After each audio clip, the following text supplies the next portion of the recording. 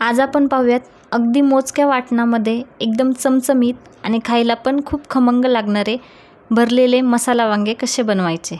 नमस्कार, भाग्यश्री कुकिंग चॅनलमध्ये आपल्या सर्वांचे खूप खूप स्वागत आहे। चला तर मग वेळ न घालवता रेसिपीला सुरुवात करूयात। सर्वात पहिल्यांदा वाटणासाठी कोणते साहित्य वापरले ते पाहून घेऊयात। तर इथे मी शेंगदाणे घेतलेत, खोबऱ्याचे बारीक तुकडे केलेले आहेत, धने घेतलेत, लसणाच्या पाकळ्या घेतलेल्या आहेत आणि लाल मिरच्या घेतलेल्या आहेत। तुम्ही याचं प्रमाण कमी जास्त करू शकता। आता आपण एका पॅनमध्ये त्याला थोडंसं तेल टाकून थोडंसं शॅलो फ्राय करून घेऊयात। ते तुम्ही पहिल्यांदा खोबरं टाकलेलं आहे, तर खोबऱ्याचा कलर बदलेपर्यंत आपल्याला हे व्यवस्थित फ्राय करून घ्यायचं आहे। इथे तुम्ही पाहू शकता आपल्या खोबऱ्याचा कलर बदललेला आहे। आता हे आपण काढून घेऊयात। हे मसाले भाजताना आपल्याला गॅस मंद आचेवरती ठेवायचा आहे। तर इथे आता यानंतर आपण लाल मिरच्या टाकून घेऊयात। ह्या तिखट मिरच्या आहेत, तर याला पण साधारण 1 ते 2 मिनिट फ्राय करून घ्यायचं। इथे आता आपण फ्राय झालेले आहेत, तर या मिरच्या काढून घेऊयात।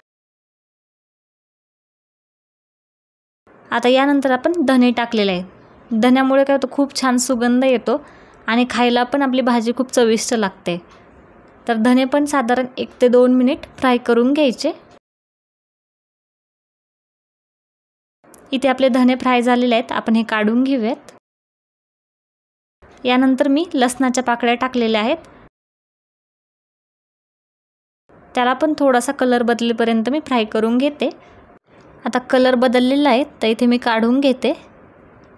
यानंतर मी शेंगदाणे टाकलेले आहेत, तर शेंगदाणे पण व्यवस्थित त्याचा कलर बदलेपर्यंत 2 मिनिट साधारण चांगले फ्राय करून घ्यायचे। इथे तुम्ही पाहू शकता आपल्या शेंगदाण्याचा कलर बदललेला आहे, तर मी हे काढून घेते। आता हे वाटण आपण थंड करण्यासाठी ठेवून देऊयात। वाटण थंड होते तोपर्यंत आपण वांगे चिरून घेऊयात। तर वांगे गावरान आहेत आणि त्याला काटे असतात, त्याच्यामुळे व्यवस्थित असे त्याचे काटे काढून घ्यायचे। आणि काही वांगे किडलेले पण असतात, त्याच्यामुळे चेक करायचे आणि व्यवस्थित असे कट करून घ्यायचे। आणि शक्यतो वांगे कट केल्यानंतर पाण्यामध्ये टाकायचे, त्यामुळे काय होतं ते काळे पडत नाही आणि व्यवस्थित असे राहतात। तर इथे मी बाकीचे पण वांगे असे काटे काढून आणि व्यवस्थित चिरून घेते। आपले सर्व वांगे कट करून झालेत आणि मी ते पाण्यामध्ये पण ठेवलेले आहेत। त्यात आपला मसाला थंड झाला आहे, तर आपण तो मिक्सरमध्ये फिरवून घेऊयात। तिथे मी मिक्सरच्या भांड्यामध्ये सर्वात पहिल्यांदा लसूण आणि खोबरे एकत्र टाकलेले आहे, त्याला व्यवस्थित असं फिरवून घ्यायचं। इथे पाहू शकता तुम्ही की हे व्यवस्थित बारीक झाले। ते आता आपण दुसऱ्या भांड्यामध्ये काढून घेऊयात। आता बाकीचे साहित्य टाकून घेते। तर सर्वात पहिल्यांदा मी शेंगदाणे टाकलेले आहेत, त्यानंतर धने आणि लाल मिरच्या टाकलेल्या आहेत। तर आता हे व्यवस्थित आपल्याला फिरवून घ्यायचं आहे मिक्सरमध्ये। इथे तुम्ही पाहू शकता व्यवस्थित असं बारीक झालेला आहे। हा मसाला एकदम रेडी आहे। तर आता आपण दुसऱ्या भांड्यामध्ये काढून घेतलेला आहे। आता मी यामध्ये मसाले टाकते। तर सर्वात पहिल्यांदा मी कांदा लसूण मसाला वापरला आहे आणि त्यानंतर जो आपला घरचा ठेवणीचा मसाला असतो तो टाकलेला आहे आणि चवीनुसार मीठ टाकलेलं आहे। तुमच्याकडे जे उपलब्ध मसाले असतील ते तुम्ही वापरू शकता। तर हे चांगलं व्यवस्थित मिक्स करून घ्यायचं। आता हे एकदम मसाला रेडी आहे, तर आपण हे वांग्यामध्ये भरून घेऊयात। तर व्यवस्थित असं सर्व वांग्यामध्ये मी इथे भरून घेते। सर्व वांग्यामध्ये मसाला भरून घेतलेला आहे। आता कढईमध्ये मी 2 ते 3 चमचे तेल टाकलेले आहे आणि आपण सर्वात पहिल्यांदा जी खोबरे आणि लसूणची पेस्ट बनवली होती ती टाकून घेतली आहे। तर व्यवस्थित त्याला 1 मिनिट परतून घ्यायचं। आता इथे आपली पेस्ट परतलेली आहे, तर आपण याच्यामध्ये जे वांगे आपण भरून ठेवले होते ते टाकून घेतोय। आता हे सर्व वांगे टाकून घेतलेले आहेत। आता हे आपण व्यवस्थित असं दोन्ही साईडने हलवून त्याला तेलामध्ये असे चांगले परतून घेणार आहोत।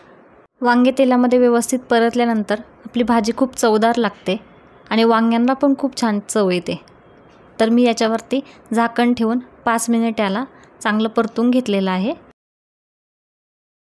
तर इथे पाहू शकता आपले वांगे व्यवस्थित परतलेले आहेत। तर याच्यामध्ये आता जो राहिलेला मसाला होता तो मसाला टाकून घेते। आता मसाला व्यवस्थित वांग्यामध्ये मिक्स करून घ्यायचा। साधारण 1 मिनिट हे चांगलं मिक्स करून घ्यायचं। आणि ही भाजी करताना आपण गरम पाण्याचा वापर करणार आहे, तर इथे मी जसं पाणी आपल्याला लागेल तसं गरम पाणी टाकते। तुम्हाला जितकं पाणी लागत असेल तितकं तुम्ही टाकू शकता। तर इथे आपण मसाला वांगं बनवतो आहे, त्यामुळे आपण कमीत कमी पाण्याचा वापर करणार आहे। वांगं शिजण्यासाठी खूप जास्त टाईम पण लागत नाही, त्यामुळे आपण कमी पाण्याचा वापर करतो आहे। तर इथे आता मी पाणी टाकून त्याला झाकण ठेवून साधारण 10 मिनिट शिजवून घेते। काही मस्त तरी आलेले आहे आणि खूप छान वास येतो आहे।